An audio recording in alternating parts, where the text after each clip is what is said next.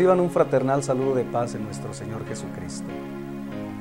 Les doy la más cordial bienvenida al estudio de la Biblia, que es la palabra de Dios. Me alegra mucho su disposición para estudiar juntos. Este seminario lleva por título La autoridad y la vida cristiana. Preguntémonos por un momento, ¿qué es autoridad? Les voy a compartir una definición que usaremos en este seminario. Autoridad es una jurisdicción específica delegada por Dios junto con los recursos y la capacidad para realizarse. Aquí podemos ver que Dios, el creador del universo, delega una jurisdicción específica a un gobernante en un territorio determinado, a un patrón en una empresa, a los padres en la familia y a un pastor en una congregación. Les otorga además los recursos y la capacidad o investidura para que realicen esa función. Por vida cristiana entendemos la conducta, actitudes, carácter, sentimientos y valores que se esperan de un creyente en Cristo. Es la vivencia de los valores cristianos expresados en la Biblia. De acuerdo a estas definiciones, el objetivo de este seminario es darle a usted una nueva visión sobre la conducta y actitudes del creyente frente a la autoridad familiar, a la autoridad de los patrones, a la autoridad gubernamental y a la autoridad de la iglesia, y ayudarle a que tenga una relación armónica con ellas. Este seminario constará de 4 lecciones. La número 1, ¿por qué es importante colocarse bajo autoridad? La número 2, la autoridad de la familia. La número 3, la autoridad del Estado. Y la número 4, la autoridad de la iglesia. Vamos a iniciar considerando la lección número 1, que se titula ¿por qué es importante colocarse bajo autoridad? Por favor, busque en su Biblia el Evangelio según Lucas en el capítulo 7 para leer del versículo 6 al versículo 9. Dice así la palabra de Dios. Y Jesús fue con ellos, mas como ya no estuviera lejos de su casa, envió el centurión amigos a él, diciéndoles: Señor, no te incomodes, que yo no soy digno que entres debajo de mi tejado. Por lo cual ni aún me tuve por digno de venir a él, mas di la palabra y mi siervo será sano.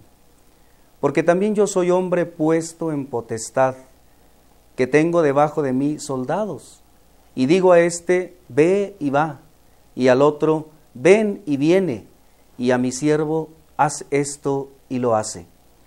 Lo cual oyendo Jesús, se maravilló de él, y vuelto dijo a las gentes que le seguían: Os digo que ni aún en Israel he hallado tanta fe.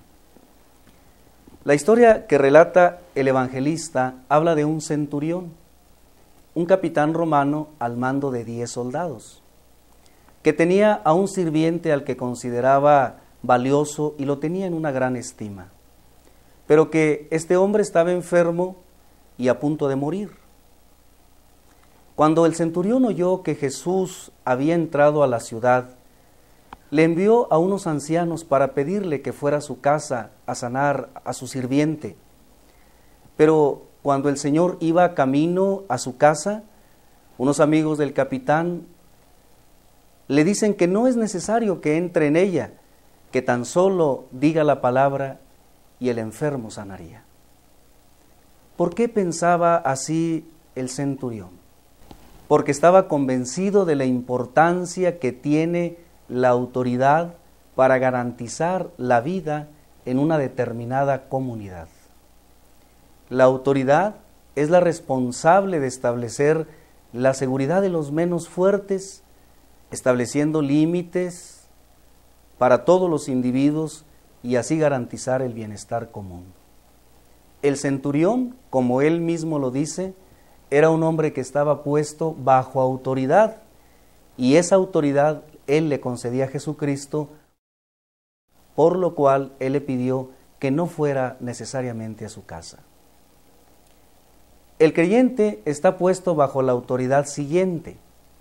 Número 1, la autoridad en la familia. Los padres representan la autoridad en la familia, por lo que los hijos deben honra y obediencia a sus padres. Veamos lo que nos dice la Biblia en la carta de Pablo a Efesios, capítulo 6, versículos del 1 al 3. Hijos, obedeced en el Señor a vuestros padres, porque esto es justo. Honra a tu padre y a tu madre, que es el primer mandamiento con promesa, para que te vaya bien y seas de larga vida sobre la tierra. Esta autoridad familiar establece a cada miembro de la familia como individuos, pero también como seres en sociedad y, en el caso de los creyentes, como ciudadanos del reino de Dios. Número 2, la autoridad del Estado, representado por el gobierno o por el gobernante, ha recibido autoridad de Dios para propiciar el orden y el desarrollo de la sociedad. Le invito a que leamos la carta del apóstol Pablo a los Romanos en el capítulo 13, versículo 1. Toda alma se someta a las potestades superiores, porque no hay potestad sino de Dios, y las que son de Dios son ordenadas. Igualmente, los patrones representan una autoridad a todo empleado o trabajador, el cual debe reconocerla y obedecerla. Esto nos dice la palabra de Dios en la carta primera a Timoteo del apóstol Pablo, en el capítulo 6, versículo 1.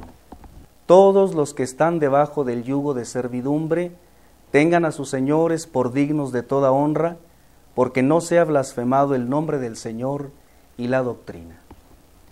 En el tiempo de Pablo, la esclavitud era algo que estaba instituido, y los esclavos que eran cristianos debían ser, ante todo, buenos ciudadanos.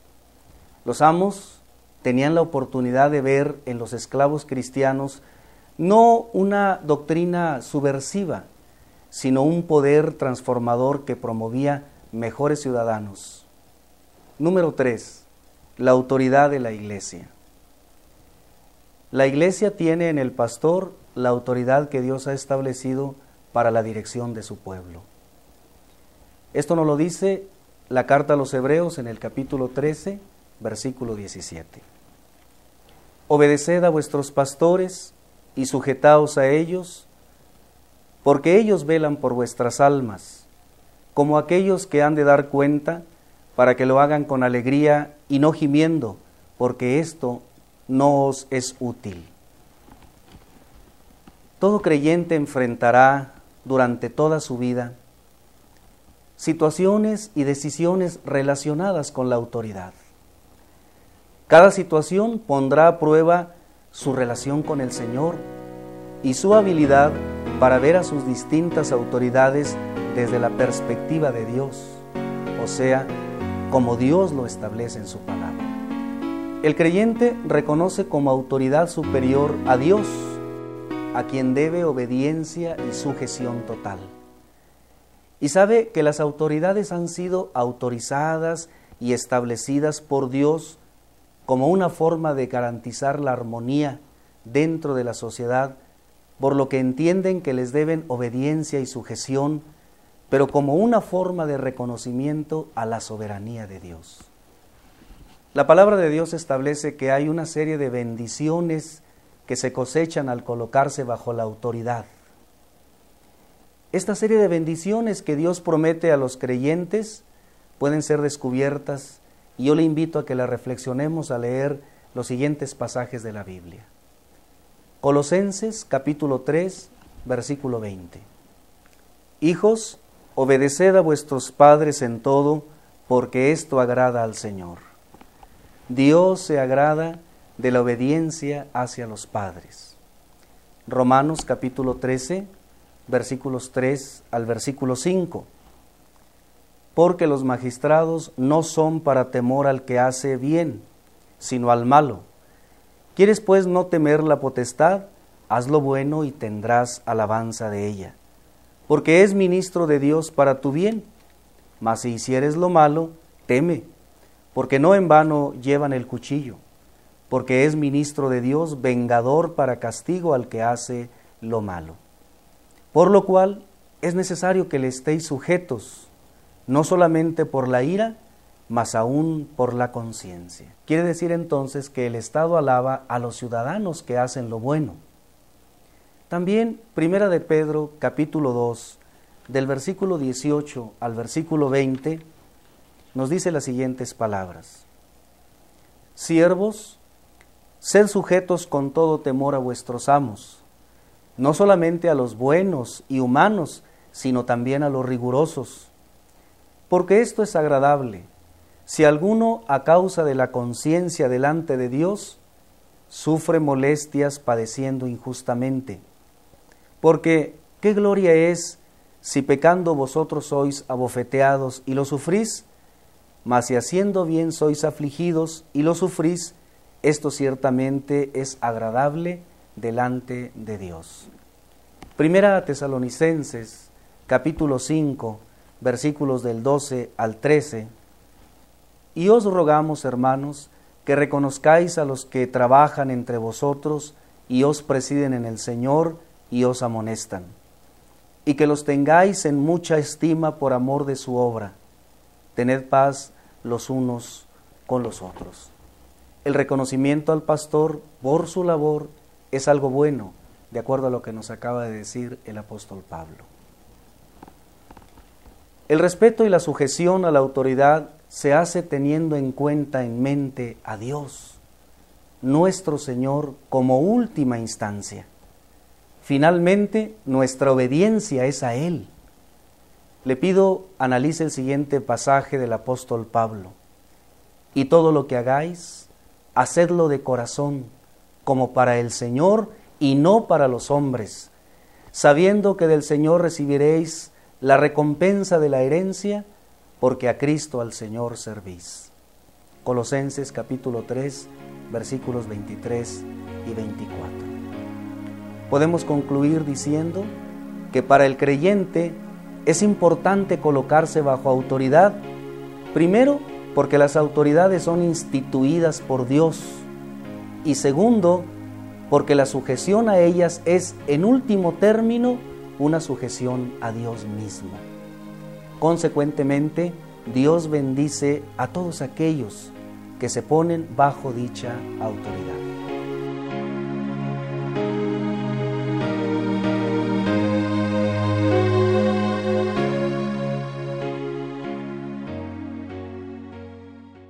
Hemos visto que el cristiano se coloca bajo autoridad de la familia, del Estado, que implica también la autoridad de los patrones, y de la Iglesia.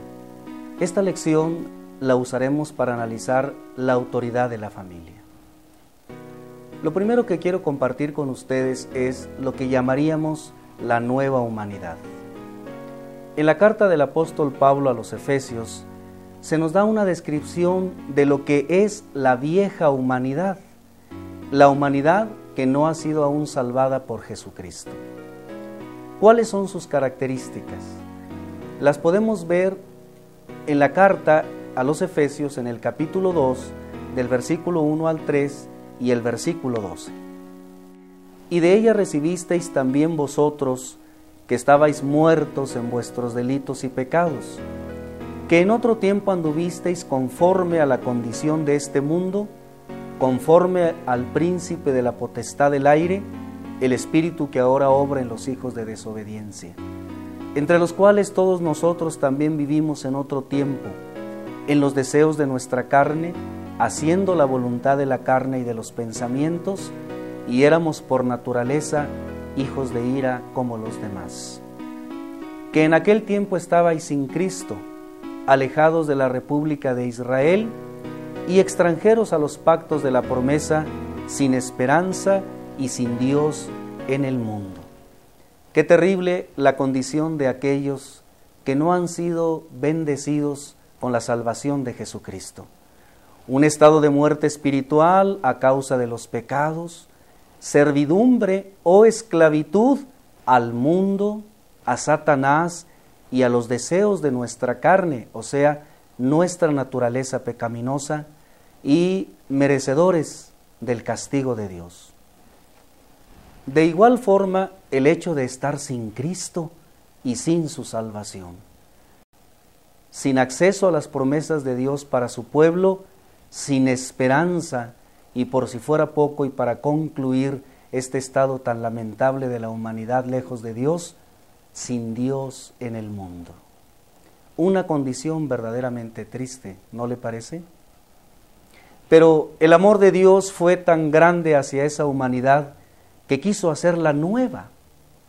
¿Cómo hizo Dios nueva a esta vieja humanidad? Justamente la misma carta en el capítulo 2, ahora del versículo 4 al 10 y de los versículos 14 al 16 nos dan la respuesta.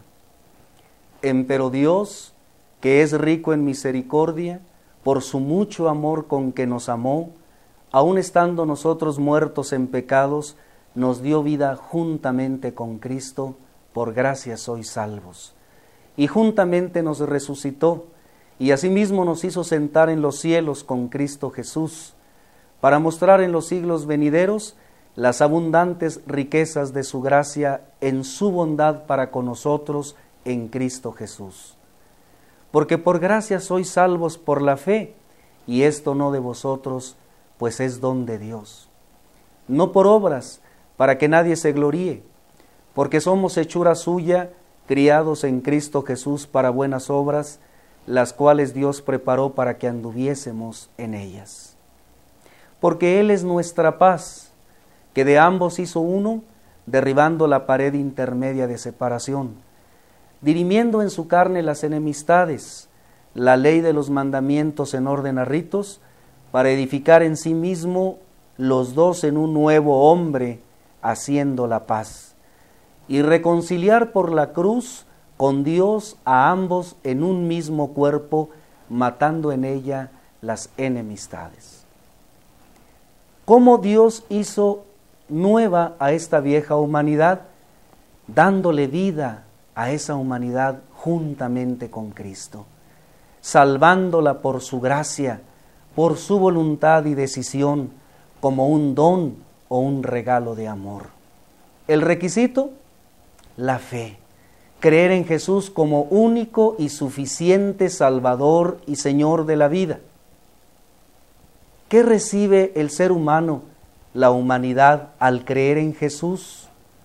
Un tierno acercamiento a Dios, paz consigo mismo y paz con los demás, y ser un nuevo hombre o un nuevo ser humano.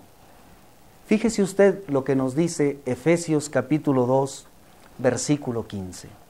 Dirimiendo en su carne las enemistades, la ley de los mandamientos en orden a ritos, para edificar en sí mismo los dos en un nuevo hombre, haciendo la paz. Esta es la nueva humanidad que resulta de creer en Jesucristo, renovada, o sea, nueva, perdonada, salvada, con esperanza y con decisión de amar y bendecir al prójimo. Pablo va a continuación en su carta a los Efesios a decirnos que estas nuevas relaciones que inevitablemente se esperan del nuevo pueblo de Dios y que evidencian que este pueblo es precisamente un nuevo pueblo, tienen que ver fundamentalmente con la familia. Una nueva humanidad no puede ya tener las mismas relaciones que tenía antes de ser salvados por Dios. Y estas nuevas relaciones tienen, obviamente, en la familia una importante dimensión. La fe cristiana nos enseña cómo comportarnos cristianamente en el hogar. Veamos las declaraciones pastorales del apóstol Pablo en relación al hogar en Efesios capítulo 5 del versículo 22 hasta el capítulo 6 versículo 4. Vamos a empezar hablando acerca de las relaciones entre esposo y esposa que podríamos denominar el vínculo precioso, que se encuentran específicamente en Efesios capítulo 5, del versículo 22 hasta el 33.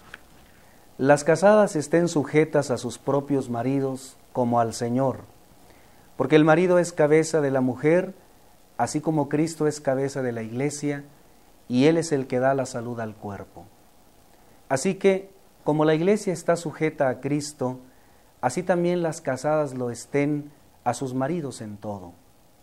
Maridos, amad a vuestras mujeres, así como Cristo amó a la iglesia y se entregó a sí mismo por ella, para santificarla, limpiándola en el lavacro del agua por la palabra, para presentársela gloriosa para sí, una iglesia que no tuviese mancha ni arruga, ni cosa semejante, sino que fuese santa y sin mancha. Así también los maridos deben amar a sus mujeres como a sus mismos cuerpos. El que ama a su mujer, a sí mismo se ama. Porque ninguno aborreció jamás a su propia carne, antes la sustenta y la regala, como también Cristo a la iglesia. Porque somos miembros de su cuerpo, de su carne y de sus huesos. Por esto dejará el hombre a su padre y a su madre, y se allegará a su mujer, y serán dos en una carne. Este misterio grande es, mas yo digo esto con respecto a Cristo y a la iglesia. Cada uno empero de vosotros, de por sí, ame también a su mujer como a sí mismo, y la mujer reverencie a su marido. En estos versos, Pablo explica el sentido cristiano del matrimonio, que debemos reconocer como un ideal aún en estos días permisivos.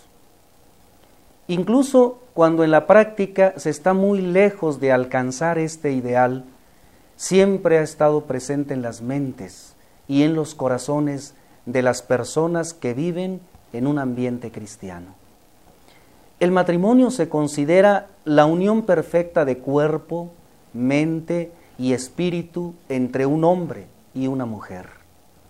Pero las cosas eran muy diferentes cuando Pablo escribía esta carta.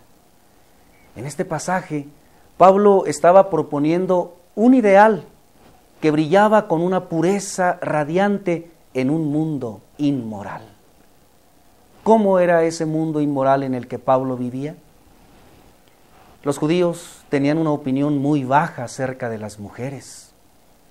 Por ejemplo, en la oración de la mañana, los judíos usaban una frase en la que el varón judío daba gracias a Dios por no haberle hecho gentil, esclavo o mujer.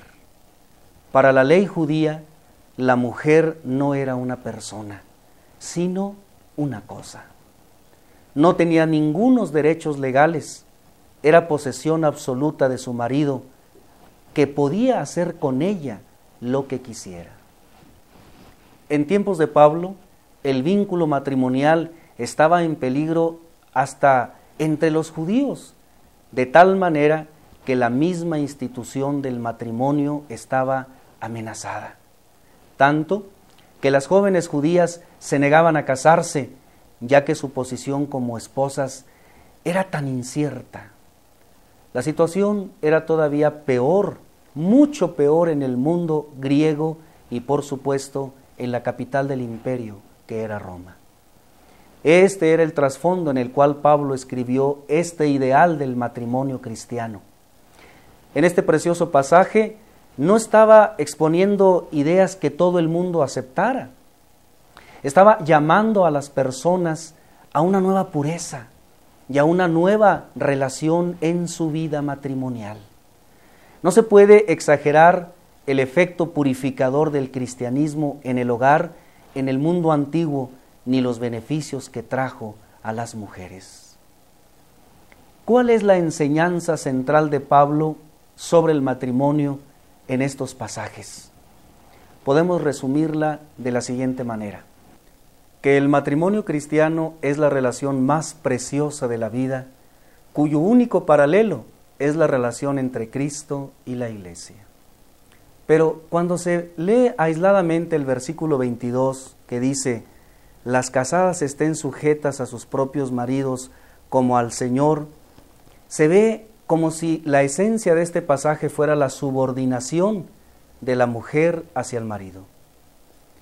La frase "el marido es la cabeza de la mujer", que se encuentra en el versículo 23, se cita a veces aisladamente. Dice el versículo 23, porque el marido es cabeza de la mujer, así como Cristo es cabeza de la iglesia, y Él es el que da la salud al cuerpo. Pablo nos va a decir que el fundamento del matrimonio no es el dominio, no es la subordinación, sino el amor. Y precisamente en este pasaje va a decir ciertas cosas acerca del amor del marido hacia su mujer. De ese amor se dice, en primer lugar, que debe ser un amor sacrificial. Debe el marido amar a su mujer como Cristo amó a la iglesia. No debe ser nunca un amor egoísta. Cristo amó a la iglesia no para que la iglesia hiciera cosas por Él, sino porque Él quería hacer cosas por la iglesia. El marido debe amar a su mujer como Cristo amó a la iglesia, con un amor que nunca ejerce tiranía, con un amor que nunca ejerce control manipulador, sino que está dispuesto a hacer cualquier cosa, cualquier sacrificio por el bien de la esposa. En segundo término, el amor de un marido hacia su esposa debe ser un amor purificador. Cristo limpió y consagró a la iglesia por medio del agua del bautismo el día en que cada miembro de la iglesia hizo su confesión de fe. Mediante el agua del bautismo y la confesión de fe, Cristo buscó hacer una iglesia para sí, limpia y consagrada, de tal manera que no le quedara ninguna mancha que le ensuciara, ni arruga que la afeara. Cualquier amor que arrastra a una persona hacia abajo es falso. Cualquier amor que insensibiliza en lugar de suavizar el carácter, que recurre al engaño, que debilita la fibra moral, no es amor. El verdadero amor es el gran purificador de la vida. En tercer lugar, el amor del marido hacia su mujer debe ser un amor que cuida. El hombre debe amar a su mujer como ama a su propio cuerpo. El verdadero amor no ama para obtener servicios, ni para asegurarse la satisfacción de sus necesidades físicas. Se preocupa de la persona amada. Hay algo que no es como es debido cuando un hombre considera a su mujer consciente o inconscientemente simplemente como la que le hace la comida, o que le lava la ropa, o le limpia la casa, o le cuida a los hijos. Por ello, en cuarto lugar, el amor de un marido hacia su esposa debe ser un amor inquebrantable. Por este amor, un hombre deja padre y madre y se une a su mujer. Ambos llegan a ser una sola carne. Él está unida a ella como los miembros del cuerpo están unidos entre sí. Y el separarse de ella sería para él como el desgarrar los miembros de su propio cuerpo. Y finalmente, el amor de un marido hacia su esposa se realiza en el Señor. En el hogar cristiano, Jesús es el huésped siempre presente, aunque invisible. En un matrimonio cristiano no están implicadas dos personas, sino tres, y la tercera es Jesucristo.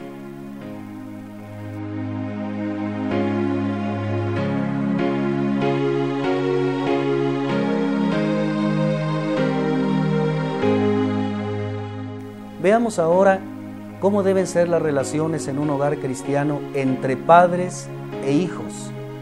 Habiendo visto el vínculo precioso que se debe dar en el matrimonio basado en el amor fundamentalmente del esposo hacia su esposa, y cómo consecuentemente la esposa retribuye ante ese amor con el mismo amor, las relaciones que deben existir de ambos hacia sus hijos y de los hijos hacia ellos están claramente descritas en el capítulo 6, del verso 1 al versículo 3.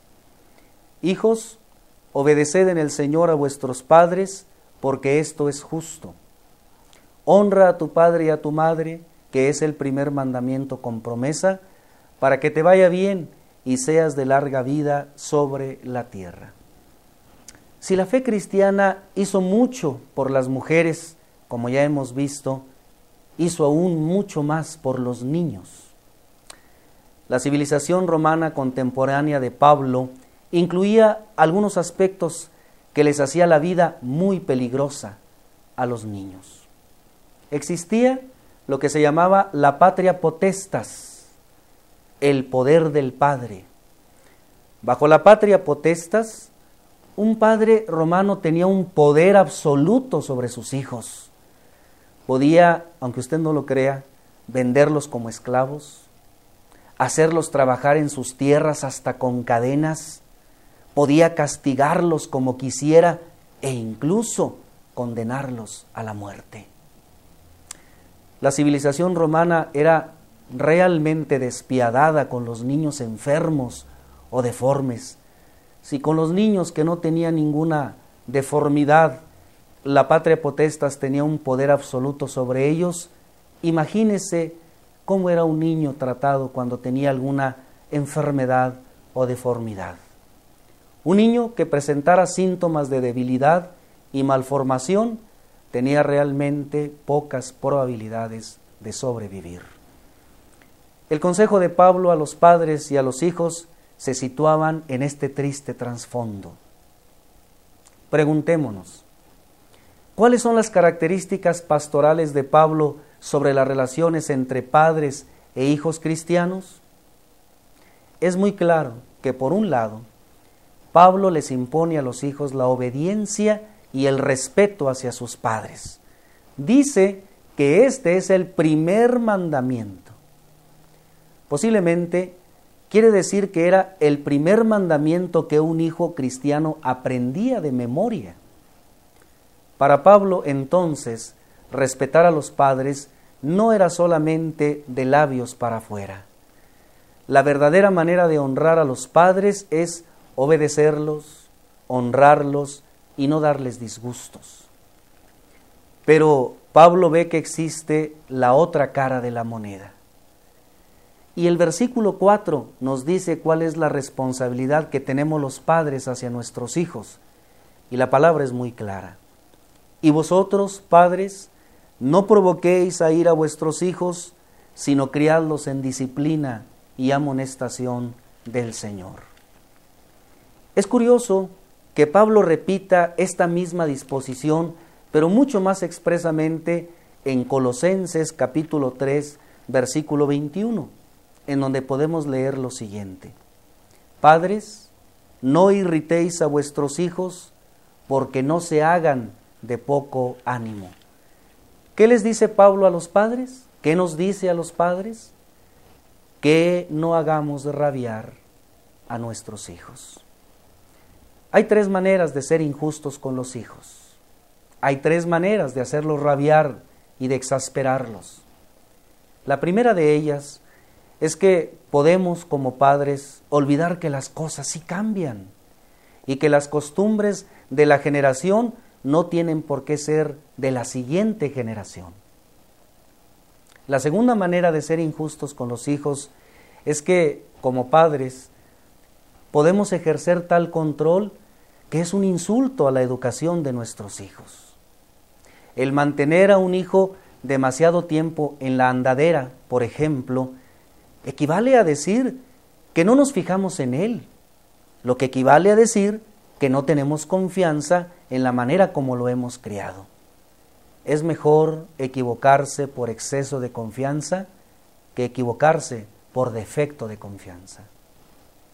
Y la tercera manera de ser injusto con los hijos es que podemos, lamentablemente, olvidar el deber que tenemos de animarles. Ellos son, los hijos, los que reciben de parte de los padres o el aliento, o el ánimo, o la motivación para su crecimiento y desarrollo, o por el contrario, y muy tristemente, el desánimo o la irritación que pueden detener su desarrollo. Pablo comprendía entonces que los hijos deben honrar a los padres y que los padres no deben desanimar a los hijos. ¿Qué quiere decir?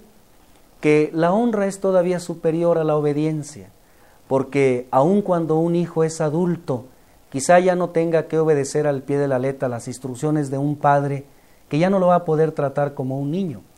Pero aun cuando somos adultos, nuestros padres merecen nuestra honra, porque la honra es para toda la vida.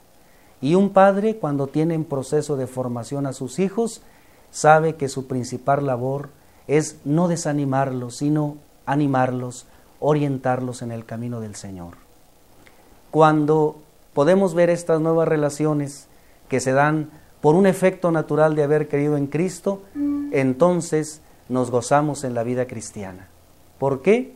Porque en el matrimonio se establece un vínculo precioso que está fundamentado en el amor, y ese amor se continúa en la presencia y relaciones entre padres e hijos. Los hijos obedeciendo y honrando a los padres, y los padres no irritando, sino animando y fortaleciendo el desarrollo de sus hijos. Dios nos permite hacer realidad esta visión de familia que Él tiene y que nos comparte en su palabra.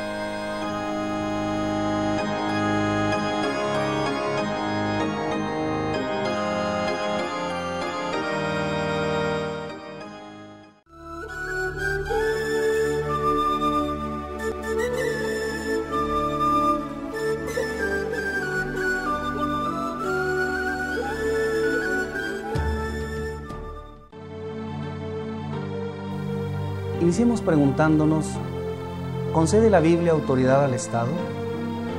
En la primera carta del apóstol Pedro, capítulo 2, versículos 13 al 17, se aborda este asunto. Sed pues sujetos a toda ordenación humana por respeto a Dios, ya sea al rey como a superior, ya a los gobernantes como de él enviados para venganza de los malhechores y para loor de los que hacen bien. Porque esta es la voluntad de Dios, que haciendo bien hagáis callar la ignorancia de los hombres vanos, como libres, y no como teniendo la libertad por cobertura de malicia, sino como siervos de Dios. Honrar a todos, amad la fraternidad, temed a Dios, honrad al Rey. Pedro ya ha comentado en el capítulo 2, versículo 9, que somos linaje escogido. Pero esa condición de privilegio nos impulsa a una muy particular participación en la sociedad. Por ello, el apóstol en estos versos, capítulo 2, del 13 al 17, expone el elemento de moralidad pública que debemos tener los cristianos en nuestra relación con el Estado. Inicia estableciendo el mandato fundamental que va a determinar toda la instrucción. ¿Cuál es este mandato? Por causa del Señor, someteos a toda institución humana. Esta es la característica general de nuestra participación social, situación que nunca ha sido sencilla. ¿A quién hay que estar sujetos? A toda institución humana, dice el versículo 13, frase que también pudiera traducirse de la siguiente manera: a toda autoridad humana. Esto significa que los creyentes no estamos llamados a luchar por el poder, sino a procurar el bienestar del prójimo sujetándonos a ellos. Dice Efesios capítulo 5, versículo 21, someteos unos a otros en el temor de Dios. ¿Esto excluye a los no creyentes? Pedro afirma que no. Debemos sujetarnos también a ellos. Por ejemplo, en el versículo 13 y 14, el apóstol dice, ya sea al rey como a superior y a los gobernantes como por él enviados. Y como ya hemos analizado, a los esclavos, cuyo equivalente actual serían los empleados, les pide sujetarse también a sus amos o patrones. Y de igual manera, el apóstol Pedro comenta que las esposas deben estar sujetas a sus maridos, y esto lo recuerda en el capítulo 3, versículo 1, que nos dice, asimismo, vosotras mujeres, sed sujetas a vuestros maridos, para que también los que no creen a la palabra sean ganados sin palabra por la conversación de sus mujeres. Entonces podemos concluir que la sujeción que el creyente debe al Estado no solamente la debe a él, sino también a sus patrones, y también hay una sujeción a una autoridad que existe dentro del hogar cristiano. ¿Por qué causa debemos estar sujetos? El apóstol Pedro contesta: por causa del Señor, versículo 13. Frase que es traducida en otra versión de la siguiente manera: por respeto a Dios. Nuestra sujeción al rey y a los gobernantes, o sea, el Estado, no es porque tengan en ellos mismos autoridad o por lo que han llegado a ser, ya que, al igual que los creyentes, son también criaturas de Dios. Pero nos sujetamos a ellos porque Cristo es nuestro Señor, siguiendo su ejemplo de sujeción, y por causa de Él es que el creyente se sujeta a toda autoridad humana. Independientemente de quién sea la autoridad gubernamental, la conducta adecuada y prudente del cristiano es la sujeción a dicha autoridad. La sujeción no es solo al rey como superior, sino a los gobernadores por él enviados. ¿Quiénes eran estos gobernadores? Se trataba de los procuradores de las provincias imperiales y de los procónsules de las provincias senatoriales, con quienes normalmente el ciudadano común tenía contacto. Muchos de estos gobernantes hacían uso de su autoridad en detrimento de quienes se les oponían, lo que hacía más difícil la sujeción del pueblo hacia ellos, pues sus decisiones incidían directamente en sus vidas. ¿Por qué entonces Pedro declara que se les debe sujeción? Dice el versículo 14, y a los gobernadores como de él enviados. O sea, que los gobernadores eran enviados directamente por el emperador. Y la segunda razón, porque el propósito era, como dice el versículo 14 también, para castigo de los malhechores y alabanza de los que hacen el bien. Los gobernadores tenían como tarea el orden público, lo que todo cristiano apreciaba. Se sujetaban a ellos no porque buscaran su alabanza. Eran tiempos de persecución los que vivían los creyentes en la época de Pedro, y lo que menos querían era ser identificados, pero disfrutaban de los beneficios que los gobernadores generaban al propiciar un ambiente de calma y tranquilidad y de gobernabilidad en su tiempo. ¿Hasta qué punto deben los cristianos sujetarse? Dice el versículo 15, esta es la voluntad de Dios, que haciendo bien hagáis callar la ignorancia de los hombres insensatos. Pedro sabe que podría incluir sufrimiento, porque mejor es que padezcáis haciendo bien, si la voluntad de Dios así lo quiere, que haciendo mal.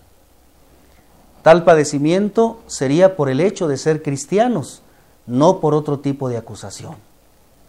Esto es ratificado por el mismo apóstol en el capítulo 4, versículo 19. Y por eso los que son afligidos según la voluntad de Dios, encomiéndenle sus almas como a fiel Criador, haciendo bien. ¿Cuál es entonces la voluntad de Dios? Pedro lo establece claramente: hacer el bien. Esto incluía no solo la obediencia al rey, no solo la obediencia a la ley civil, siempre y cuando ésta no contradijera la ley de Dios, sino que hacer el bien incluía el amor cristiano, que debía ser traducido en buenas obras.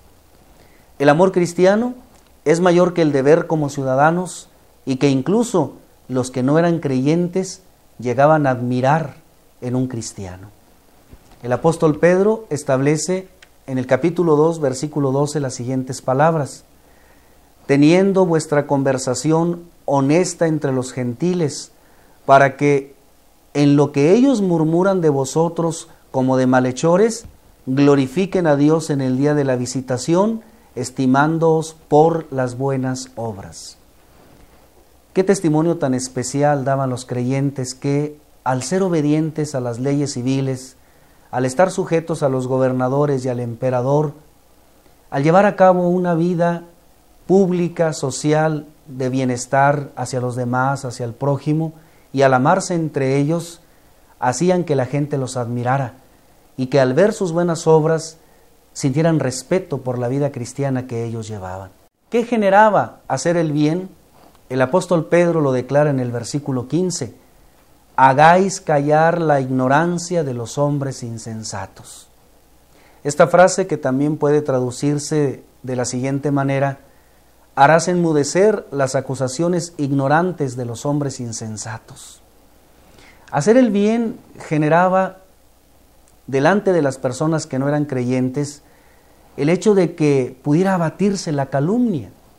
La calumnia se constituyó en la principal y más insidiosa de las formas de persecución a que se vieron sometidos los creyentes de parte de personas que le daban la espalda a Dios, que por su rebeldía al Señor no conocen sus designios, o sea, los ignoran, y así perciben distorsionadamente la conducta de los cristianos. ¿Qué quiere decir esto? Que en las comunidades donde había grupos cristianos, la gente que no era cristiana tenía en la calumnia la manera más adecuada para perseguir a quienes tenían esta fe. Pero ¿qué pasaba cuando el creyente hacía el bien? Esto hacía callar esta calumnia, esta insensatez de los hombres que no conocían ni tenían temor de Dios. Por ello, esta irreprochable conducta de los creyentes, haciendo bien, es lo que hará enmudecer a los que calumnian, si no ahora, según el versículo 12, sí en el día de la visitación, que entendemos será cuando Cristo venga por segunda vez. No obstante lo anterior, el creyente podría objetar: ¿esa sujeción al Estado no se contradice con nuestra libertad en Cristo? No, responde el apóstol Pedro. Para comprender bien el pensamiento de Pedro al respecto, voy a leer nuevamente para ustedes el versículo 16. Como libres y no como teniendo la libertad por cobertura de malicia, sino como siervos de Dios. No es la libertad para hacer el mal, rebelándose a la autoridad establecida y atacando a sus soldados, como hacía la secta de los celotes, aquellos extremistas judíos del tiempo de Jesús. Pedro se refiere a la libertad, pero del pecado, a la libertad de la ley y a la libertad del mundo para servir a Dios.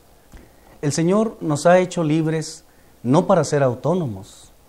Eso sería libertinaje, o sea, hacer lo que cada uno quisiera egoístamente, sin importarle a los demás. Nos ha hecho libres para que nos convirtamos en sus siervos.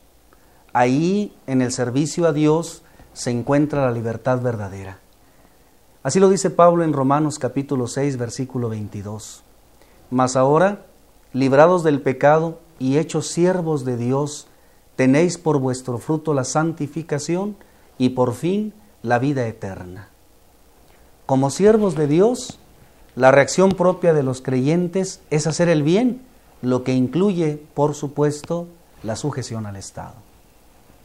Para concluir su argumento, el apóstol Pedro resume su instrucción en el verso 17 diciéndonos: honrad a todos, amad a los hermanos, temed a Dios, honrad al Rey. Hay que honrar al Rey, ciertamente, pero por igual a todo ser humano, pues todos somos creación de Dios. Pero a los creyentes se les debe amar como a la familia que hemos llegado a ser. En cambio, la reverencia solo está reservada a Dios nuestro Señor. A los no cristianos les era difícil entender por qué los cristianos se negaban a gastar un ápice de incienso para adorar al emperador. En los tiempos del apóstol Pablo, la adoración al emperador con incienso era algo normal, pero los creyentes no lo llevaban a cabo. Y los no creyentes se asombraban de ver que los cristianos podían cumplir leyes verdaderamente difíciles u onerosas.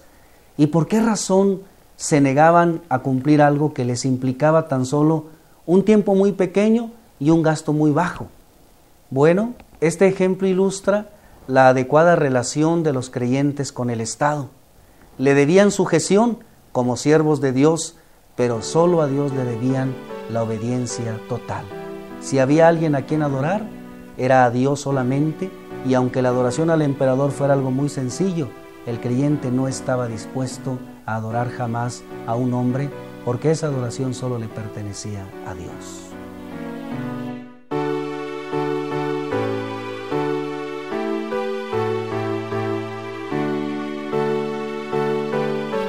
Ahora bien, en la autoridad al Estado está incluida una autoridad más, que es la autoridad de los amos, cuyo equivalente actual sería la de los patrones. El apóstol Pablo escribe al respecto en la carta a los Efesios, en el capítulo 6, del versículo 5 al versículo 9.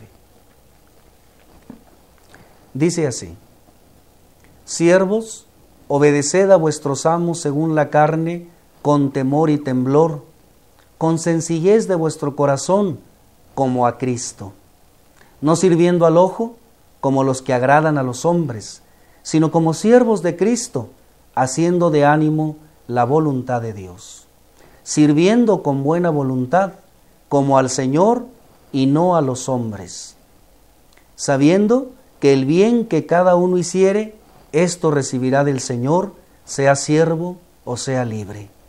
Y vosotros, amos, haced a ellos lo mismo, dejando las amenazas, sabiendo que el Señor de ellos y vuestro está en los cielos, y que no hay acepción de personas con Él. ¿Qué diríamos acerca de la esclavitud? En el tiempo antiguo, la esclavitud parece haber sido universal. Los esclavos constituían la fuerza de trabajo e incluían no solo sirvientes domésticos y trabajadores manuales, sino que había esclavos de gente educada, como doctores, maestros y hasta administradores. La institución de la esclavitud era un hecho de la vida económica del mundo que relata el Nuevo Testamento, tan completamente aceptado como parte de la estructura laboral de aquella época. Legalmente, los esclavos eran solo muebles sin derechos, a quienes sus amos podían tratar virtualmente como ellos quisieran. El Estado romano dejaba el problema de la disciplina del esclavo a sus amos, quienes tenían el poder para castigar corporalmente, para confinar en la cárcel, también el derecho de ejecutar la pena de muerte para algunos. Algunas veces los esclavos eran maltratados, mutilados y encadenados. Les rompían los dientes, les quitaban los ojos y hasta los tiraban a las bestias salvajes o los crucificaban, y todo esto algunas veces por los motivos más triviales. Es en este oscuro trasfondo en el que el apóstol Pablo escribe las nuevas relaciones que deben existir entre patrones y empleados, entre amos y esclavos. ¿Cuál es el consejo que el apóstol Pablo da a los esclavos cristianos? En primer lugar, no les dice que se rebelen, les dice que sean cristianos donde y como estén. El gran mensaje del cristianismo a todas las personas es que es donde Dios nos ha colocado, donde debemos vivir la vida cristiana. Las circunstancias puede que nos sean contrarias, pero eso solo hace mayor el desafío. El Evangelio no nos ofrece una evasión de las circunstancias, sino la posibilidad de conquistarlas. ¿Qué quiere decir? Que no por el hecho de ser esclavo, un creyente podía no ser cristiano, sino que él tenía que conquistar esa situación y ser lo suficientemente fiel a Dios, siendo también fiel a su amo aquí en la tierra. De igual manera, el apóstol Pablo le dice a los esclavos que deben hacer bien su trabajo, pero no solamente cuando los están mirando. Deben hacerlo sabiendo que Dios los ve. Cualquier parte del trabajo que realice un cristiano debe ser suficientemente buena para ofrecérsela en último término a Dios. El problema que el mundo ha tenido que arrastrar siempre, y no menos en el tiempo actual, no es fundamentalmente económico, sino religioso. Nunca haremos que los hombres sean buenos trabajadores simplemente mejorando sus condiciones de trabajo o aumentando sus prestaciones, como el salario, por ejemplo. Es un deber cristiano el tener en cuenta estas cosas, pero por sí no producirá nunca mejores resultados. Y aún menos lograremos buenos trabajos aumentando la vigilancia y multiplicando las sanciones. El secreto de una buena labor es que se haga para Dios. Y para los amos, el apóstol Pablo también tiene instrucciones para ellos. Los amos deben recordar que ellos también están al servicio de Dios. Deben tener presente que Dios también los ve lo que ellos hacen. Sobre todo, los amos o patrones deben recordar que llegará el día en que tanto ellos como los que están a sus órdenes se tendrán que presentar ante el juicio de Dios. Y entonces los parámetros del mundo de superioridad, de opresión, de injusticia, no serán los que se apliquen cuando Dios lleve a cabo el juicio final. Podríamos resumir diciendo que todos los problemas laborales se resolverían si trabajadores y empresarios siguieran las instrucciones que Dios nos da. Oremos a nuestro Dios pidiendo sabiduría y pidamos a Dios también que Él nos permita orientar nuestra vida y nuestra voluntad para poder tener una sujeción también hacia aquellos que son nuestros patrones en este tiempo.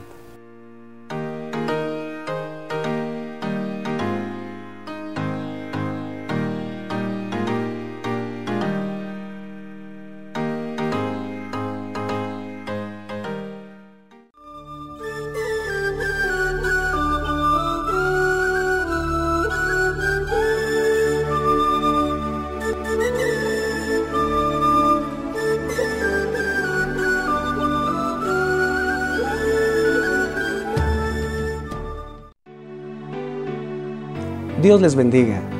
Nos alegra mucho la oportunidad que nos dan de estudiar. Esta lección se titula La autoridad en la iglesia. La autoridad en la iglesia recae en el pastor. Y en la Biblia tenemos el antecedente de Dios y de Jesucristo como los pastores divinos. El Salmo 23 nos habla acerca de Dios en su función como pastor. Dice así la palabra: Jehová es mi pastor, nada me faltará. En lugares de delicados pastos me hará yacer. Junto a aguas de reposo me pastoreará, confortará mi alma. Guiaráme por sendas de justicia, por amor de su nombre. Aunque ande en valle de sombra de muerte, no temeré mal alguno, porque tú estarás conmigo. Tu vara y tu cayado me infundirán aliento. Aderezarás mesa delante de mí en presencia de mis angustiadores. Ungiste mi cabeza con aceite, mi copa está rebosando.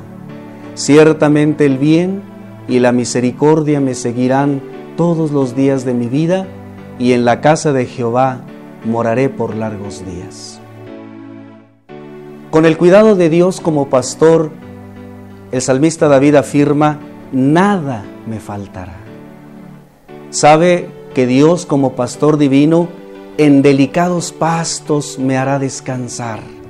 Sabe también que Jesús y Dios como pastores le llevarán por aguas de reposo en donde va a ser pastoreado. Confía en que, aunque ande en valle de sombra de muerte, no temerá mal alguno, porque Dios estará con él. Por lo tanto, él puede llegar a asegurar con toda convicción que el bien y la misericordia lo seguirán todos los días de su vida, y qué feliz poder contar con Dios como su gran pastor. La Biblia también enseña que Jesucristo es el buen pastor.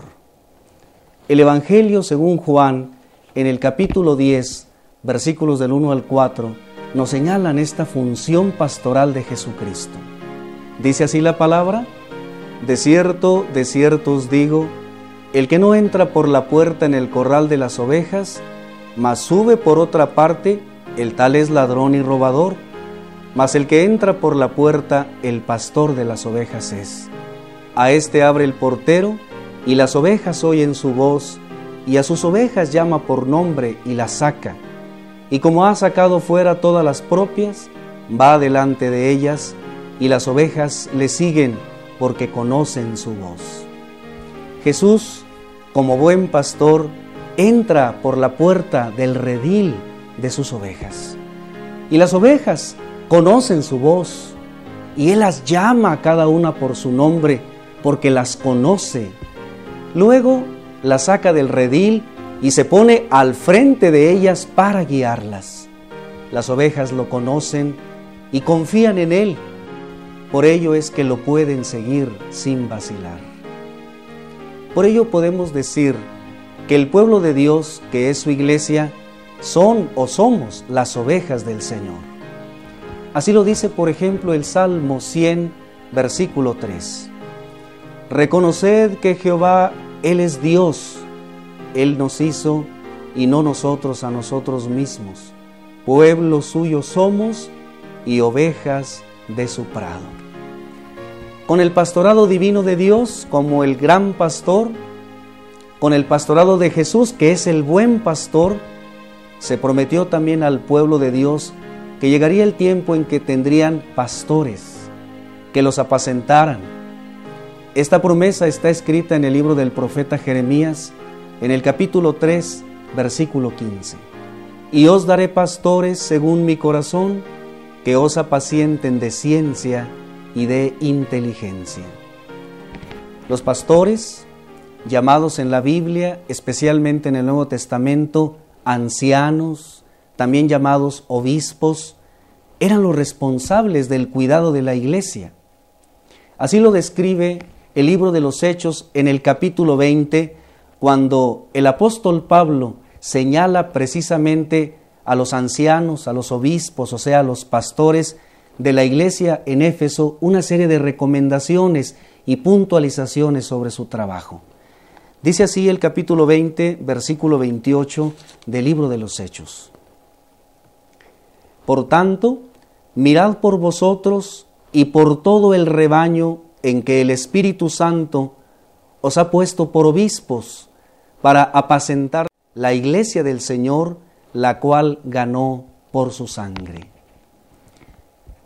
¿Cómo debían apacentar al rebaño del Señor, que es su iglesia, estos pastores?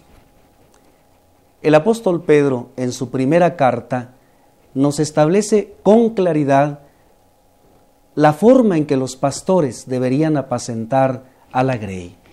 En el capítulo 5 de la primera carta, del versículo 1 al versículo 4, se establecen estos criterios.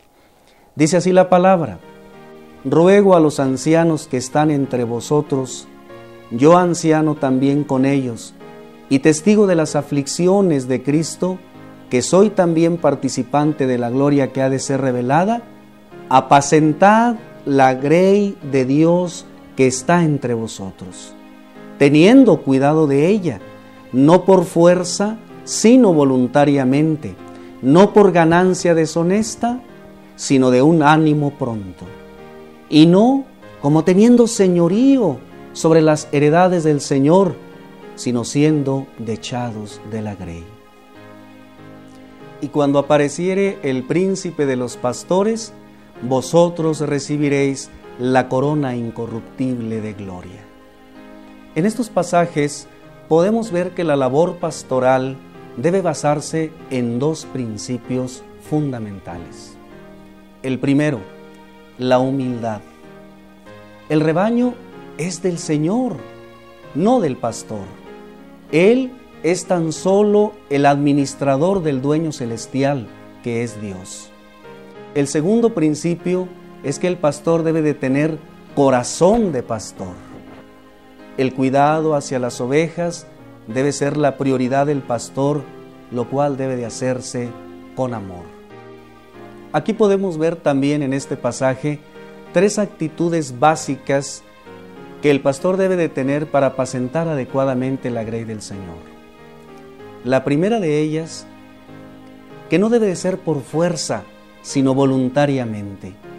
Siendo el pueblo del Señor, no es posible que el pastor lleve a cabo una labor a fuerza, sino debe ser de voluntad, debe ser algo que surja espontáneamente de él.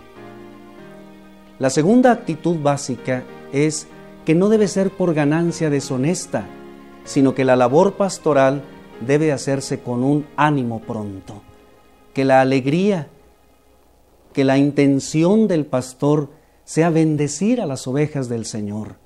Por eso debe hacerse no buscando una ganancia extra, reconocimiento, ganancia económica, sino que debe de hacerse de un ánimo pronto.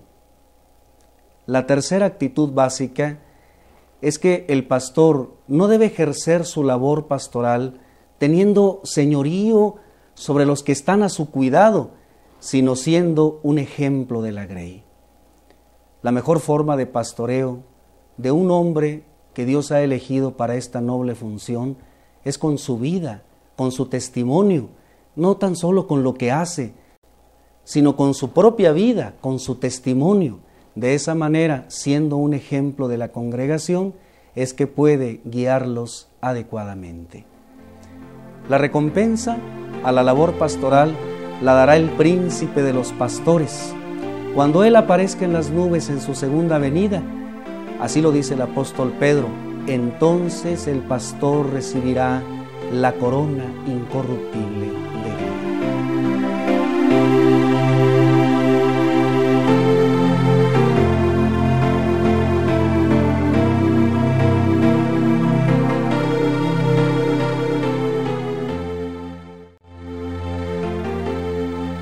Preguntémonos ahora, ¿qué debe de hacer la iglesia hacia sus pastores?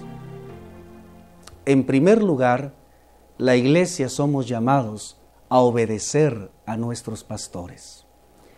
La palabra de Dios lo establece con claridad en la epístola a los Hebreos, en el capítulo 13, versículo 17. Dice así: obedeced a vuestros pastores y sujetaos a ellos, porque ellos velan por vuestras almas, como aquellos que han de dar cuenta, para que lo hagan con alegría y no gimiendo, porque esto no os es útil. Los pastores son la autoridad que Dios ha establecido en su iglesia. La iglesia, por lo tanto, debe a ellos obediencia y sujeción. Esta obediencia no tiene por objeto exaltar el sentido de poder de los pastores o incrementar su prestigio, nada de eso. El pasaje nos dice cuál es la razón de que la iglesia sea llamada a obedecer y a estar sujeta a sus pastores. Dice así: porque ellos velan por vuestras almas como quienes han de dar cuenta.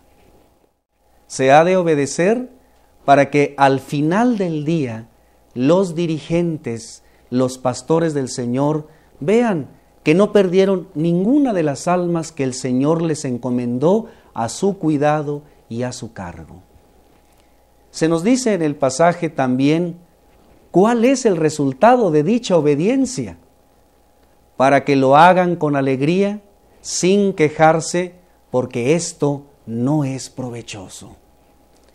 La más grande alegría de un pastor es ver que aquellos a quienes conduce están afirmados en el camino cristiano. En estos términos escribe también el apóstol Juan en su tercera carta, en el versículo 4. No tengo yo mayor gozo que este, el oír que mis hijos andan en la verdad. Esa es la mayor alegría de un pastor, saber que los que están bajo su cuidado están en el camino del Señor. Por ello, la mayor tristeza que un pastor experimenta es ver que aquellos a quienes conduce se aparten del camino de Dios. Lo segundo que debe hacer la iglesia frente a sus pastores es orar por ellos. La palabra del Señor nos dice en Hebreos capítulo 13, versículo 18, las siguientes palabras. Orad por nosotros para que confiemos que tenemos buena conciencia, deseando conversar bien en todo. Todo pastor reconoce su necesidad del cuidado divino para el ejercicio de su labor. Sabe que si Dios no está con él, es casi imposible que él pueda desarrollar adecuadamente su función como pastor.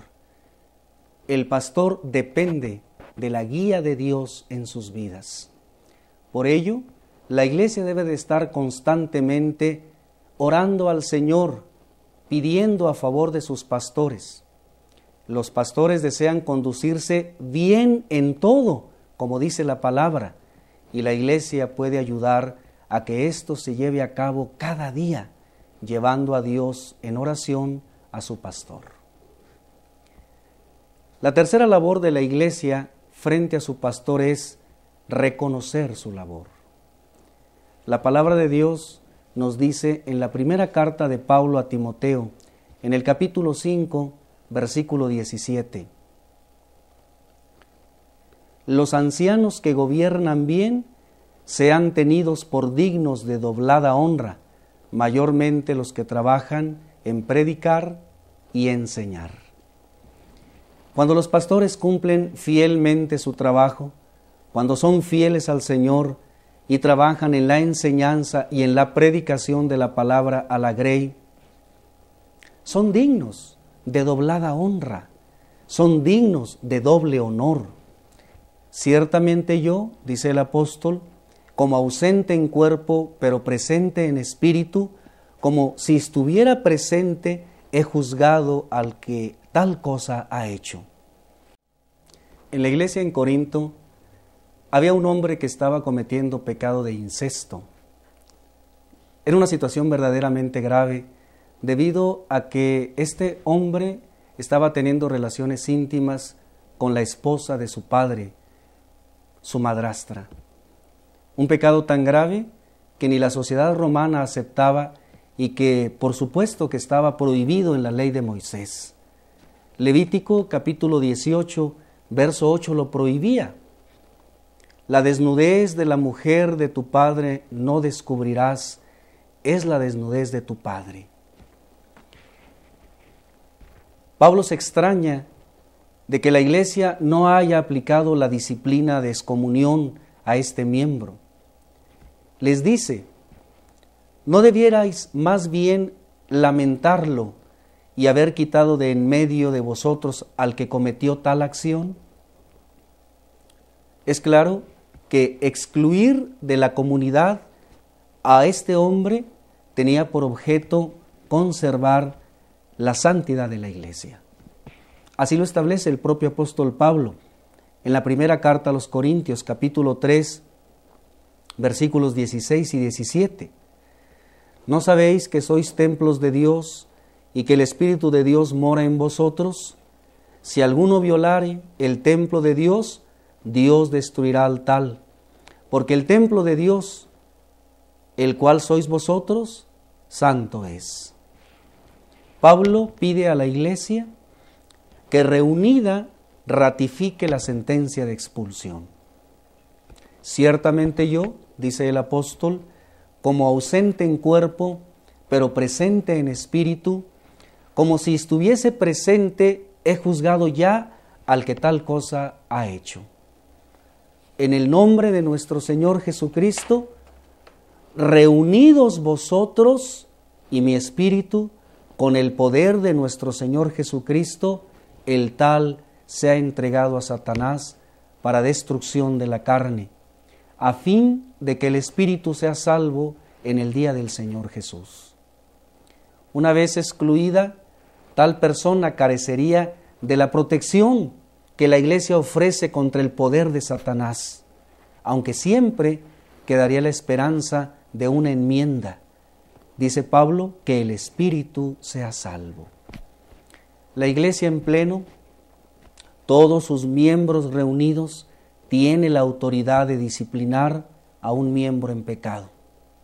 La disciplina es un acto de amor y no se hace para desechar a un miembro o para cerrar las puertas del templo para él, sino con la intención de que dicho miembro experimente arrepentimiento y anhele regresar a la comunión con Dios y con su iglesia. Esta es la autoridad que tiene la iglesia en la aplicación de la disciplina. Podemos entonces concluir diciendo que la autoridad de la iglesia recae fundamentalmente en el pastor. La iglesia debe obediencia por un lado, sujeción al pastor por otro, pero también tiene la encomienda de orar permanentemente por su pastor y de igual manera reconocer su labor.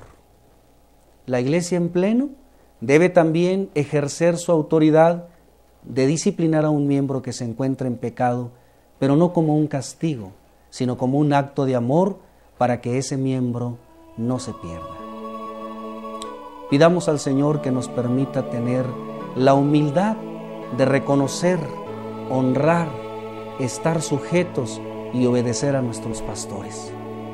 Pidamos también que al momento que tengamos que ejercer nuestra autoridad al disciplinar un miembro en pecado, lo hagamos en amor, buscando su restauración.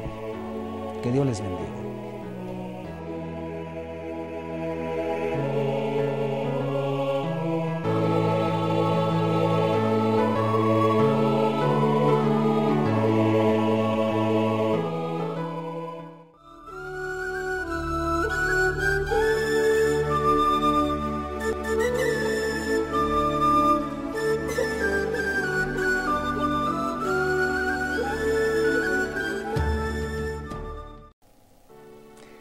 Dios les bendiga. Les doy la más cordial bienvenida a este tema con el que concluimos nuestro seminario, la autoridad y la vida cristiana. Vamos a analizar este tema que se titula Apelando a la autoridad. Debemos estar sujetos a la autoridad, es lo que hemos aprendido a lo largo de este seminario, pero ¿qué debe hacer el cristiano cuando se presenta algún problema con la autoridad? Cuando enfrentamos una situación que sabemos que no es correcta, tenemos dos tendencias naturales. La primera es reaccionar con indignación, justa o injusta. Y la segunda reacción es resignarnos ante esa situación. Ambas son incorrectas y dañinas. Por otra parte, existe el peligro de pedir cosas que nos dañarán. Presentar una apelación sobre asuntos insignificantes o apelar sobre un asunto con demasiada frecuencia. Estas tendencias también son destructivas. Por tanto, para discernir si Dios está de acuerdo que apele usted en determinada situación, por favor, hágase siempre las siguientes preguntas. ¿Se le exige que haga algo malo? Si un marido, por ejemplo, pide a su esposa que cometa actos inmorales, ella debe de apelar a su marido. Si un patrón exige a un empleado que mienta acerca de un producto, el empleado debe de apelar a su patrón. Si el gobierno prohibiera a los padres cristianos instruir en la palabra de Dios a sus hijos, los cristianos deberíamos de apelar a nuestro gobierno. Veamos lo que nos dice al respecto el libro de Daniel, capítulo 1, versículo 8. Y Daniel propuso en su corazón de no contaminarse con la comida del rey, ni en el vino de su beber. Pidió, por tanto, al príncipe de los eunucos de no contaminarse. Muchas cosas andaban mal en Babilonia, en donde el joven Daniel había sido llevado cautivo desde Israel. Había borracheras, idolatría, y los gobernantes querían que tal estilo de vida fuera adoptado por los jóvenes israelitas. Pero Daniel apeló a su autoridad y fue escuchado, por lo tanto, no se le obligó ni a comer de la comida que se le daba al rey, ni a beber del vino al que los demás estaban obligados. Otra pregunta que usted debe de hacerse siempre es la siguiente: ¿habrá daño a su vida o a sus propiedades si no presenta esa apelación? Los creyentes deben apelar al gobierno, por ejemplo, contra la legalización del aborto provocado. Una esposa, por ejemplo, también debe apelar a su esposo si él está provocando a ira a sus hijos con una rígida disciplina. Veamos lo que nos dice al respecto el libro de Esther en el capítulo 7, del versículo 2 al versículo 4. Y también el segundo día dijo el rey a Esther en el convite del vino: ¿cuál es tu petición, reina Esther, y se te concederá? ¿Cuál es pues tu demanda? Aunque sea la mitad del reino, pondráse por obra. Entonces la reina Esther respondió y dijo: oh rey, si he hallado gracia en tus ojos, y si al rey place, séame dada mi vida por mi petición y mi pueblo por mi demanda. Porque vendidos estamos yo y mi pueblo para ser destruidos, para ser muertos y exterminados. Y si para siervos y siervas fuéramos vendidos, callárame, bien que el enemigo no compensara el daño del rey. Esther, al verse ella y todo el pueblo de Israel en peligro de ser exterminados y muertos, y no tomando en cuenta que podía ser mandada a ejecutar por su esposo el rey, apeló a su autoridad. Así que cuando ella estuvo en peligro, y estuvo en peligro todo el pueblo de Israel, Esther supo hacer una apelación justa y entonces recibir una correcta administración de la justicia de parte del rey, lo cual salvó no solo su vida, sino la de todo el pueblo de Israel. La tercera pregunta que usted debería de hacerse siempre cuando tenga alguna problemática con la autoridad será: ¿deberás solicitar permiso para realizar tus funciones cristianas? Veamos, por ejemplo, un evangelista al que se le prohíbe predicar en la calle debe predicar en el parque cercano. Si se le exige permiso para predicar en el parque, debe conseguirlo, ya que los policías pueden impedírselo legalmente. Si no puede obtener un permiso para predicar el evangelio, usar su Biblia u orar en público, entonces debe apelar a la autoridad. Veamos lo que al respecto nos dice Nehemías capítulo 2, versículos del 4 al 6. Y díjome el rey: ¿qué cosa pides? Entonces oré al Dios de los cielos y dije al rey: si al rey place y si agrada a tu siervo delante de ti, que me envíes a Judá, a la ciudad de los sepulcros de mis padres, y la reedificaré. Entonces el rey me dijo, y la reina estaba sentada junto a él: ¿hasta cuándo será tu viaje y cuándo volverás? Y plugo al rey enviarme después que yo le señalé tiempo.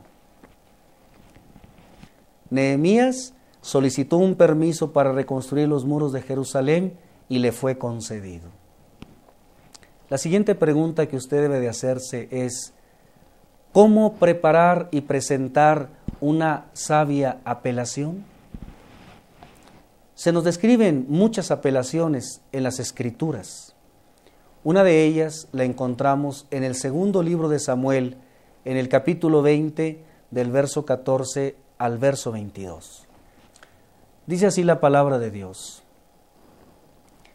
y él pasó por todas las tribus de Israel hasta Abel y Bet-Maachá, y todo Barim, y juntáronse y siguiéronlo también. Y vinieron y cercáronlo en Abel de Bet-Maachá, y pusieron baluarte contra la ciudad, y puesto que fue al muro, todo el pueblo que estaba con Joab trabajaba por derribar la muralla. Entonces una mujer sabia dio voces en la ciudad diciendo: oíd, oíd, ruégoos que digáis a Joab se llegue acá para que yo hable con él. Y como él se acercó a ella, dijo la mujer, ¿eres tú Joab? Y él respondió, yo soy. Y ella le dijo, oye las palabras de tu sierva. Y él respondió, oigo. Entonces tornó ella a hablar diciendo, antiguamente solían hablar diciendo, quien preguntare, pregunte en Abel, y así concluían. Yo soy de las pacíficas y fieles de Israel, y tú procuras destruir una ciudad que es madre de Israel. ¿Por qué destruyes la heredad de Jehová? Y Joab respondió diciendo, nunca tal me acontezca que yo destruya ni deshaga. La cosa no es así. Mas un hombre del monte de Efraín, que se llama Seba, hijo de Bichri, ha levantado su mano contra el rey. Entregad a ese solamente, y me iré de la ciudad. Y la mujer dijo a Joab, he aquí su cabeza te será echada desde el muro. La mujer fue luego a todo el pueblo con su sabiduría, y ellos cortaron la cabeza de Seba, hijo de Bichri, y echáronla a Joab. Y él tocó la corneta, y esparciéronse de la ciudad, cada uno a su estancia, y Joab se volvió al rey en Jerusalén. Joab, el general del ejército del rey David, había sitiado la ciudad amurallada de Abel. Su propósito era derribar el muro y capturar a un líder que se había refugiado en esa ciudad. Cuando el ejército empezó a derribar el muro, una mujer hizo su apelación sabia a Joab y luego a su propio pueblo. A causa de ello, la ciudad fue salvada. Usando como ejemplo la experiencia exitosa de esta mujer al preparar y presentar una sabia apelación, deben darse los siguientes pasos. Primero, hable con la persona encargada. La mujer sabia de Abel, nos relata la palabra, dio voces diciendo, oíd, oíd, os ruego que digáis a Joab que venga acá para que yo hable con él. Esta mujer sabia sabía quién era el encargado y no descansó hasta hablar con él. Reconocía que una apelación importante debe ser oída por quien tiene la autoridad para que tome la decisión al respecto. Cuando Joab se acercó al muro, la mujer se aseguró de que estuviera hablando con la persona indicada. ¿Eres tú Joab?, le preguntó. Yo soy, le contestó el general. Han ocurrido muchas discusiones inútiles y muchos fracasos frustrantes porque la apelación, aunque justa, no se hace con la persona adecuada, sino con la persona incorrecta, y el resultado es negativo. Segundo, establezca su posición bajo la jurisdicción de la autoridad correspondiente. Un juzgado no atenderá una apelación de alguien que no esté precisamente bajo su jurisdicción. La mujer sabia de Abel cuidó este punto importante al decir, oye las palabras de tu sierva. Cuando Joab la escuchó hablar en esos términos, entonces le dijo, te escucho. No solo es necesario que cada persona esté bajo la correcta jurisdicción de una autoridad respectiva, sino debe tener una buena relación con esa autoridad. Es importante que se pregunte, ¿he sido obediente a esta autoridad hasta este momento? Una respuesta positiva a esta pregunta le garantizará tener un oído abierto y atento a su apelación cuando ésta fuere presentada. Tercero, descubra las intenciones básicas de la autoridad que dio la orden que usted desea apelar. Hay dos factores básicos importantes que necesita confirmar con la autoridad que dio una orden que no puede cumplir usted con buena conciencia. El primer factor, ¿está la autoridad plenamente consciente de todas las consecuencias de la orden que emitió? Segundo factor, ¿cuáles eran sus intenciones básicas al dar esa orden? Observe cómo la mujer sabia cuidó estos dos factores básicos con el general Joab. Dice la palabra, antiguamente solían decir, quien pregunte, que pregunte a los de Abel. Y así concluían cualquier asunto. Somos de las más pacíficas y fieles ciudades de Israel, le decía la mujer a Joab, ¿y tú procuras destruir una ciudad que es madre en Israel? ¿Por qué destruyes la heredad de Jehová? Su sabia petición redarguyó la conciencia del general, quien rápidamente negó que fuera su intención destruir la ciudad de Abel. Enseguida explicó cuál era su verdadera intención: capturar a aquel rebelde llamado Seba. Por ello le explica a la mujer, nunca me acontezca tal cosa que yo destruya ni deshaga. La cosa no es así, sino de un hombre de los montes de Efraín, llamado Seba, hijo de Bicri, que ha levantado su mano contra el rey David. Entregádmelo a él solo y me iré de la ciudad. En base a los hechos y la intención básica de Joab, se negoció rápidamente una alternativa creativa. Eso nos da pie para el cuarto paso. Diseñe una alternativa creativa. Una alternativa creativa es una manera de alcanzar los objetivos de la autoridad sin violar la palabra de Dios o sus convicciones derivadas de ella. La mayoría de las autoridades son abiertas ante las convicciones personales cuando éstas son sinceramente expuestas por los que son fieles a ellas. Y normalmente la autoridad está dispuesta a seguir cualquier alternativa creativa que logre sus objetivos originales. La alternativa llena de creatividad que elaboró la mujer sabia de la ciudad de Abel y Joab fue que la cabeza del líder rebelde fuera arrojada desde el muro. Dice la mujer, su cabeza te será arrojada por encima del muro. Tenemos que diseñar una alternativa creativa. Cuando así sea, difícilmente la autoridad se negará a aceptar nuestra apelación. Como quinto y último paso, realice rápidamente su alternativa. Si su apelación es oída y se le da la oportunidad de realizar una alternativa creativa, es absolutamente crucial que la realice rápidamente para satisfacción de la autoridad. Dice la palabra, enseguida la mujer se dirigió a todo el pueblo con tanta sabiduría que ellos cortaron la cabeza de Seba, hijo de Bichri, y se la arrojaron por el muro a Joab.